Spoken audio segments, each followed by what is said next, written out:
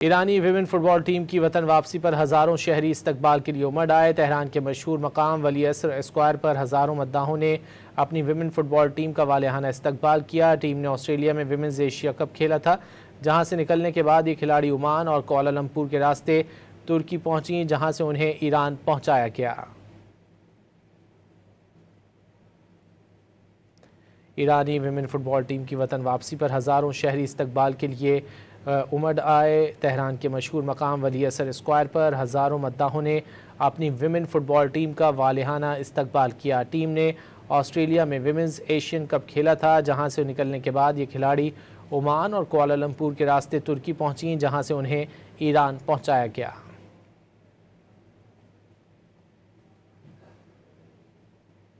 ईरानी women football team की वतन वापसी पर हज़ारों शहरी इस्तकबाल के लिए उमड़ आए। तेहरान के मशहूर मकाम वली असर स्क्वायर पर हज़ारों मद्दाहों ने अपनी विमेन फुटबॉल टीम का वालिहाना इस्तकबाल किया। टीम ने ऑस्ट्रेलिया में विमेंस एशिया कप खेला था, जहां से निकलने के बाद ये खिलाड़ी ओमान और कुआलालंपुर के रास्ते तुर्की पहुंची, जहां से उन्हें ईरान पहुंचाया गया।